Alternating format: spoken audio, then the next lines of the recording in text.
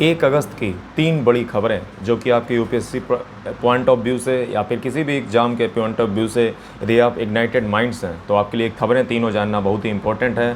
तो चलिए तीनों खबरों की बात करते हैं। आज तारीख है 1 अगस्त और सुबह सुबह आज मैं वीडियो शूट कर रहा हूँ। तो चलिए जो है पहली खबर निकल के आ रही है वायनाड की ओर से। वायनाड जो है केरला में पड़ता है और वहाँ से जो है राहुल गांधी जी जो है वहाँ से जो है चुने भी जा चुके हैं, यानी कि उनको जो है लोगों ने वहाँ पे इलेक्ट भी किया है। वो वही वायनाड की कॉन्स्टिट्यूंसी सीट है जहाँ से राहुल गांधी जी आते हैं। तो वायनाड में अभी आपने हाल ही में देखा होगा कि लैंडस्लाइड हुई है। लैंडस्लाइड का मतलब ये होता है कि जो पृथ्वी ने जो अपना ग्रेविटेशनल फोर्स है उसका जो फ्रिक्शन लग रहा था वो वीक पड़ा और वो फाइनली जो है उसको उसमें ढकेल दिया, यानी कि जो है लैंडस्लाइड हुई जिसमें जो है कम से कम नहीं तो हालांकि डाटा तो 120-130 का आ रहा है, लेकिन 150 यानी कि 150 लोग अप्रॉक्स आप मान सकते हो कि वहाँ पे उनकी त्वरित रूप से जान चली गई। हालांकि मैं आपकी जानकारी के लिए बता दूं कि आखिर सब कुछ हुआ कैसे, क्या जो है इंडिया का जो है ये, मैं इसके बारे में तो जो चार आपको फैक्ट बताता हूँ। तो फैक्ट की जब बात करते हैं तो यहाँ पर मैं आप जहाँ तक देख सकता हूँ तो इंडिया में जो है लैंडस्लाइड सबसे ज़्यादा होती है हिमालय में। हिमालय के बाद अगर कोई सेकेंड वल्नरेबल साइट है इंडिया में तो वो है वेस्टर्न घाट ऑफ केरला, यानी कि जो वेस्टर्न घाट नीचे केरला में पड़ते हैं वो सेकेंड वल्नरेबल साइट हैं इंडिया में। अगर बात की जाए तो जो है मैं आपको बता दूं कि 0.42 मिलियन स्क्वायर किलोमीटर यानी कि 12.6% जो लैंड एरिया है वो वल्नरेबल है। जियोलॉजिकल सर्वे ऑफ इंडिया की तरफ से माना जाए तो 12.6% जो एरिया है वो जो है लैंडस्लाइड के चक्कर में पड़ा रहता है, यानी कि जो है वहाँ पे बहुत ज़्यादा चांसेस हैं कि लैंडस्लाइड हो सकती है। और लैंडस्लाइड से जो है जान माल का तो खतरा होता ही है, साथ ही में जो है लैंडस्लाइड इसके पीछे कारण कई सारे हो सकते हैं, जैसे बाढ़ आ सकती है या कोई नेचुरल कैलामिटी आ जाए या कोई अर्थक्वेक भूकंप आ जाए, समझे इस तरीके, और या फिर कोई जो है मेल्टिंग हो जाए, पिघलना, जैसे बर्फ़ का पिघलना, तो ये सारी लैंडस्लाइड के कारण हैं। अगर इसमें जो है इनिशिएटिव की बात करें भारत सरकार ने क्या क्या लिए हैं तो मैं आपको बता दूं national landslide risk management strategy 2019 में जो है अपनाई गई है, और जिसके तहत जो है ये मैं आपको बता दूं NDMA national disaster management act 2005 के तहत जो है एक स्ट्रेटजी अपनाई गई है। National landslide risk management strategy 2019 में अपनाई गई थी, जिसका काम था लैंडस्लाइड को देखना, इसको कॉम्बैट करना। और दूसरी जो इसके बारे में जो इनिशिएटिव लिया गया है वो मैं आपको बता दूं national landslide susceptibility mapping programme, और ये जो है जियोलॉजिकल सर्वे ऑफ इंडिया के द्वारा लिया गया है। और ये जो है इसका काम है कि इंडिया में जितने भी लैंडस्लाइड के एरिया हैं उनकी मैपिंग की जाए। नेक्स्ट जो यहाँ पे जो है IIT दिल्ली ने अभी थोड़े दिन पहले जो है एक high resolution Indian landslide susceptibility map बनाया है, यानी कि कहाँ कहाँ पे लैंडस्लाइड आने के चांस है उसका एक मैप बनाया है IIT दिल्ली ने। एंड अगर नेक्स्ट की बात की जाए तो नेशनल लैंडस्लाइड फोरकास्टिंग सेंटर ये जो है कोलकाता में अभी हाल ही में बनाया गया है। ये जो है क्या करेगा, ये भविष्यवाणी करेगा कि लैंडस्लाइड कहाँ पे होने वाली है, और ये जो है 2030 तक पूरी तरीके से जो है पूरे देश में ये नेशन वाइड चलने लगेगा, जिसका काम होगा लैंडस्लाइड की अर्ली वार्निंग देना। अर्ली वार्निंग सिस्टम है जो कोलकाता में इस्टेब्लिश किया गया है। तो ये सारे कुछ फैक्ट्स थे, और लैंडस्लाइड इंडिया में जो है बहुत ही दुखद घटना है जिसमें जो है काफ़ी लोगों की जानें लोगों को गंवानी पड़ी। मैं देख रहा था फ़ोटोज़ को जो ट्विटर पे वायरल हो रही थी, किसी का जो है हाथ कटा पड़ा है, किसी का पैर कटा पड़ा है, मतलब क्या जो है बहुत ही बुरा और दुखद हादसा है। फिलहाल नेक्स्ट न्यूज़ यहाँ पे निकल के आ रही है। नेक्स्ट न्यूज़ मैं आपको बता दूँ तो आपको बताने चाहूँगा कि चाइना ने जो है अपना 400 मीटर का एक ब्रिज कंप्लीट कर लिया है पैंगोंग लेक के पास। तो जी हाँ, चाइना ने जो है अपना पैंगोंग लेक के पास 400 मीटर का जो ब्रिज है उसको कंप्लीट कर लिया है।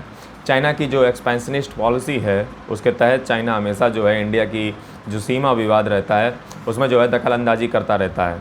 चाइना से हमारे संबंध की अगर बात की जाए तो चाइना से हमारे संबंध कुछ अच्छे नहीं रहे हैं। चाइना हमेशा से ही दगाबाज यानी कि धोखेबाज रहा है। चाइना ने हम पे जो है 1962 में आक्रमण करके जो है हमारी जो जगह थी, जो अक्साई चीन था, उसको हमसे छीन लिया था, और जो वहाँ का माओ से था उसने जो है 5 फिंगर आइडिया दिया था जिससे जो है हमारे 5 क्षेत्रों को वो भविष्य में कब्जा करेगा।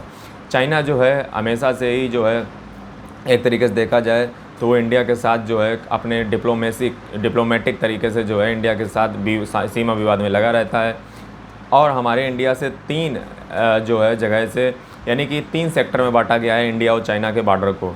तो मैं आपकी जानकारी के लिए बता दूं, अच्छा मैं जानकारी के लिए आपको ये भी बता दूं कि चाइना ने 400 मीटर का बनाया है, भारत भी जो है प्लान कर रहा है 4.1 किलोमीटर यानी कि 4.1 किलोमीटर का जो है भारत भी जो है टनल जो है जिसका नाम है सिंकुनला टनल, इसका जो है भारत भी जो है काम कर रहा है, जो हिमाचल प्रदेश से लद्दाख को जोड़ेगी। तो चाइना के काउंटर में जो है इंडिया भी जो है काम कर रहा है। इंडिया के और चाइना के बीच में जो है विवाद का मुख्य जड़ ये है कि चाइना जो है मानता है कि इंडिया और चाइना के बीच में जो बॉर्डर है वो 2000 किलोमीटर है, ओनली 2000 किलोमीटर है, लेकिन इंडिया जो है वो मानता है कि ये बॉर्डर 3488 किलोमीटर लंबा है। तो ये जो है विवाद का सीमा है। अगर बात की जाए तो इंडिया का जो बॉर्डर है चाइना के साथ वो 3 भागों में बांटा गया है, एक है वेस्टर्न सेक्टर, एक है मिडिल सेक्टर और एक है ईस्टर्न सेक्टर। वेस्टर्न सेक्टर में जो है लद्दाख पड़ता है, वेस्टर्न सेक्टर में लद्दाख पड़ता है। लद्दाख में जो है मेन पॉइंट लद्दाख ही में है। लद्दाख में जो है इंडिया मानता है कि जॉनसन लाइन को आप जो है बॉर्डर मानिए, लेकिन चाइना कहता है नहीं, जॉनसन लाइन नहीं, मैकडोनाल्ड लाइन को जो है आप बॉर्डर मानिए। तो ये जो है विवाद का जड़ है, मैकडोनाल्ड लाइन जो कि बाद में खींची गई थी, जॉनसन लाइन जो कि पहले थी। इंडिया पहले वाली को मानता है, चाइना बाद वाली को मानता है। तो ये विवाद का मुख्य जड़ बना हुआ है। ये वेस्टर्न सेक्टर की बात है। मिडिल सेक्टर में अगर बात की जाए तो ये काफ़ी शांत रहता है, जिसमें हिमाचल प्रदेश और उत्तराखंड आ जाते हैं। अगला अगर ईस्टर्न सेक्टर की बात की जाए तो ईस्टर्न सेक्टर में जो है चाइना का जो बॉर्डर लगता है वो लगता है अरुणाचल प्रदेश और सिक्किम से। तो अरुणाचल प्रदेश को चाइना जो है हमेशा ही अपना बताता रहता है कि अरुणाचल प्रदेश तिब्बतन ऑटोनोमस और रीजन का जो है पार्ट है, और अरुणाचल प्रदेश के जो है नामकरण वो उल्टा सीधा कर करके उसको अपना बताया करता है। मैं आपको बता दूं कि जो मैकमोहन लाइन आपने जीके की बुकों में पढ़ी होगी वो जो है मैकमोहन लाइन अरुणाचल प्रदेश के साथ लगती है, यानी कि ईस्टर्न सेक्टर के साथ लगती है। और जो LAC है, LAC मैं बता दूं उस लाइन को कहते हैं जो चाइना ने 1962 में जितना एरिया भारत का अक्साई चीन लेने के बाद जो लाइन ड्रा की नई वाली कब्जा करके हमारा, उसको जो है LAC कहा जाता है, यानी कि लाइन ऑफ एक्चुअल कंट्रोल। और जो LOC है वो पाकिस्तान की ओर है, जो पाकिस्तान 1947 में जो है ब्रीच करके जो बॉर्डर का जो है आगे भाग आया था, और उसके बाद यूनाइटेड नेशन में मामला गया था, जिसके बाद जो है वहीं पे मामला सेटल हो गया था। उसी लाइन को जो है LOC बना दिया गया था। और LOC और पाकिस्तान ने जो गलत तरीके से जो भारत की ज़मीन को कब्जा किया है, और उसको हम जो है POK कहते हैं, यानी कि पाकिस्तान अधिकृत कश्मीर, POK जल्दी अपना होकर रहेगा। नेक्स्ट अगर चीज़ की बात करें, अगर नेक्स्ट अगली न्यूज़ की बात करें तो अगली न्यूज़ निकल के आ रही है, मैं आपको बता दूं तो वो निकल आ रही है जो आपकी बहुत काम की। अगर आप जो है स्टूडेंट हैं, मेरी तरीके से एक UPSC एस्पिरेंट हैं, और तो जो है आपको पता होना चाहिए कि यहाँ पे भारत सरकार ने, जैसा कि अभी आपने देखा होगा बजट में जो है तमाम वादे किए गए, सबको नौकरी मिलेगी और सबको जो है नौकरियां दी जाएंगी। और जो है इंडियन गवर्नमेंट ने अपने एम्प्लॉयमेंट के जो पद्दा मजाक जो किया था, यानी कि जो पिछले सालों से नौकरियां नहीं निकल रही थी, जनता यहाँ पे जो है त्राहिमाम इसीलिए मचाई हुई थी कि नौकरी नहीं मिल रही है। दरअसल सरकार का ये कहना है कि नौकरियां तो बहुत सारी हैं देश में, लेकिन हर व्यक्ति सरकारी चाहता है। सही बात भी है। मैं तो जो हूँ पूरा पक्षधर हूँ, प्राइवेट और सरकारी दोनों का पक्षधर हूँ। और जो है अब आप कहोगे सर तुम भी तो कर रहे हो, तो मैं जो हूँ होगा तो ठीक है, नहीं होगा कोई बात नहीं, मैं कोई 100% नहीं सोचता हूँ, मेरे पास और भी काम धंधे वो कर लूँगा। तो national apprenticeship and training scheme यानी कि जो NATS है, मैं आपको बता दूं जो सरकार ने बजट में दावा किया था कि मैं जो हूँ नौकरियां दूंगा, सबसे पहले आपको स्किल प्रोवाइड करूंगा, और स्किल जब आपको 1 साल तक दी जाएगी उसके चक्कर में आपको जो है आपको एक पैसा दिया जाएगा, जिसको जो है आप यूज कर सकते हो अपने किसी भी पर्पज़ के लिए।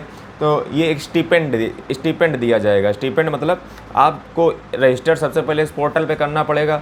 पोर्टल पर रजिस्टर करने के बाद जो है आप जो है एज ए स्टूडेंट वहाँ पर रजिस्टर हो जाइए, अपनी वहाँ पे सारी क्वालिफ़िकेशन, डिप्लोमा, सर्टिफिकेट वगैरह जो भी हो आप अपनी क्वालिफ़िकेशन वहाँ पे दे दीजिए।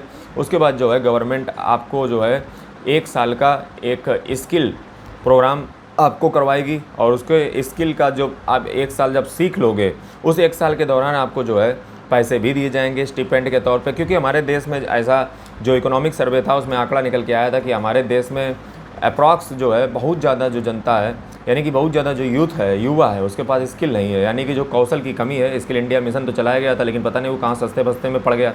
तो गवर्नमेंट जो है कुल मिलाकर के प्लान ये कर रही है कि कहीं कितना ज़्यादा से ज़्यादा लोगों को स्किल प्रोवाइड की जाए, जिसके लिए ये योजना लागू की गई है। इसको 1 साल तक ये चले, 1 साल तक जो है आपको इसमें फ्री में, इसमें 1 साल तक आपको स्किल सिखाई जाएगी, जिसका जो है आपको पैसा भी दिया जाएगा, जो गवर्नमेंट आपको सीधे डायरेक्ट बेनिफिट ट्रांसफ़र DBT के जरिए आपके आधार इनेबल्ड जो पेमेंट सिस्टम होता है उसके ज़रिए जो है आपके बैंक अकाउंट में सीधे पैसा आएगा। 1 साल तक आप सीखोगे किसी भी कंपनी या किसी भी चीज़, वो सरकार का काम है। लेकिन मुझे तो है जो पर्सनली ये अच्छा लगा है। लेकिन सवाल ये है कि 1 साल के बाद क्या होगा। 1 साल के बाद अगर वो कंपनी रख रही है तो अच्छी बात, नहीं रख रही है कोई तो पता नहीं क्या होगा। और यदि जो है, लेकिन इसमें कुछ ना कुछ मिला करके आपको स्किल मिलेगी और जो है आपको पैसा मिलेगा 1 साल तक। अब जब 1 साल तक आपको पैसा मिलेगा तो जो है आप प्रोविडेंट फंड, यानी कि जो एम्प्लॉयमेंट जो प्रोविडेंट फंड होता है, यानी कि EPFO, जहाँ पे जो है आपका PF कट कट कर जाता रहता है, उसमें आप रजिस्टर्ड भी हो जाओगे, जिससे गवर्नमेंट जो है आने वाले चुनाव में ये दिखा सकेगी कि देखिए कितने ज़्यादा जो है हमारी वजह से रोज़गार डेवलपमेंट हुआ है। लेकिन उसमें जो है रजिस्टर्ड कितना हुआ है ये जो है उसमें दिखेगा। और जब एक बार युवा उसमें रजिस्टर्ड हो जाएगा तो सरकार के पास अच्छा खासा आंकड़ा बन जाएगा और उसके पश्चात जो है सरकार जो है दिखा सकेगी कि इतना हमने रोज़गार दिया है। बाकी रोज़गार बाद में आ रहता है कि नहीं रहता है, कंपनियां बाद में आपको निकाल देती हैं कि नहीं निकालती हैं, लेकिन इतना तय है कि 1 साल तक जो है आपको पैसे मिलेंगे और आपको सीख भी जाओगे, आपके पास स्किल, एक हुनर आ जाएगा। और जो कि जो है मुझे लगता है कि किसी व्यक्ति के पास अगर हुनर है, स्किल है, तो वो ज़रूर जो है अपना काम धंधा चालू कर सकता है। उम्मीद करता हूँ वीडियो आपको पसंद आया होगा। पसंद आया तो वीडियो को लाइक करें, चैनल को सब्सक्राइब करें, बेल आइकन को जरूर प्रेस कर दें। जल्दी मिलते हैं एक नए वीडियो के साथ, तब तक के लिए जय हिंद, धन्यवाद।